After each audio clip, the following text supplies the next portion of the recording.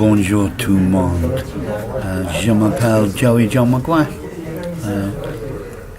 Je suis dans ma pub favorite, le café ou le bar du commerce, Luxe Bar, dans le Verdiac, dans Dordogne, France. My little Boto. I'm about to recite very quietly my latest poem, done in the early hours of this morning. It's called You Have Mail. Normally, quite a chatterbox, I drew your attention on falling silent. You asked if I was hurting. Do you remember? So matter-of-factly, as if half meant, meaning not again. I braced myself to say no, but you didn't wait for the answer, and as always my insides turned to jelly, my lower lip quivering, my tear ducts filling with held-back tears that I've been trying hard, so hard, not to cry. Before I know it, they are forming patterns on the floor, burning my cheeks as they flow. I can tell by your demeanor that you disapprove, for it does not match the sentiment of your words. My self-esteem rock bottom. I plummeted to an all-time low. The cynical would say attention-seeking, tell me to pull myself together, for they don't know how to deal with tears, having never been taught how to do so, and I guess having never cried, except when alone.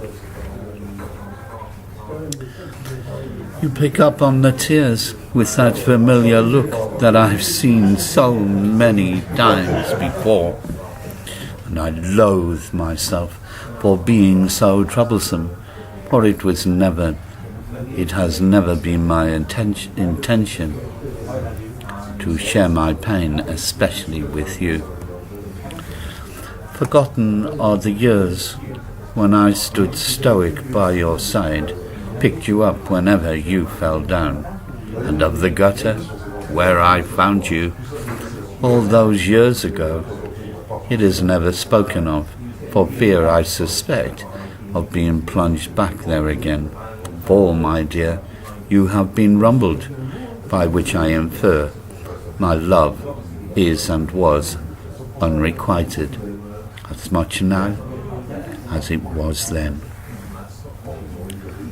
You tried so hard, I know, bless you, but your face wears such a thin veneer, and your actions, well, they speak revelations.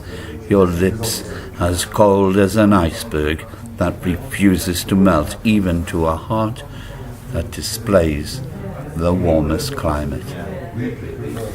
It's hard to admit failure, that you are not coping, even harder still to admit to being lonely, because it's like swearing, it's antisocial.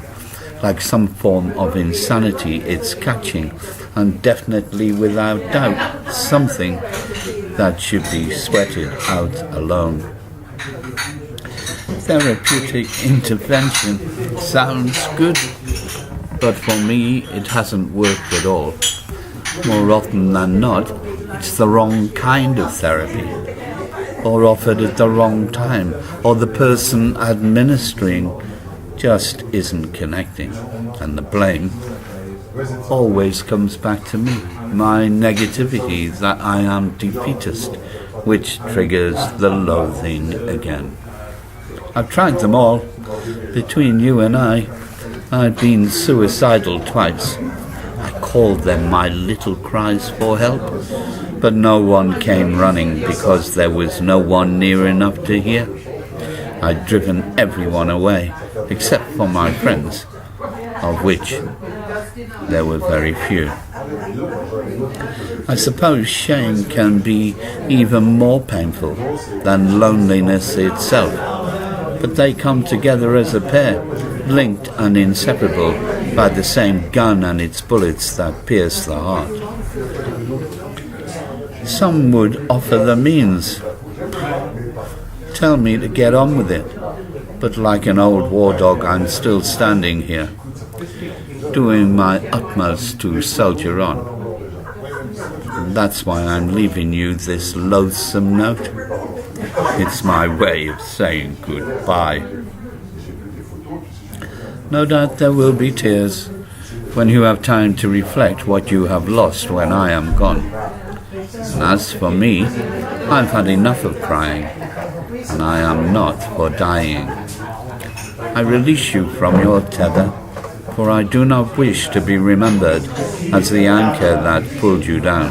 I wish you well, and as for me, I shall find another mountain, where if necessary, I shall suffer my loneliness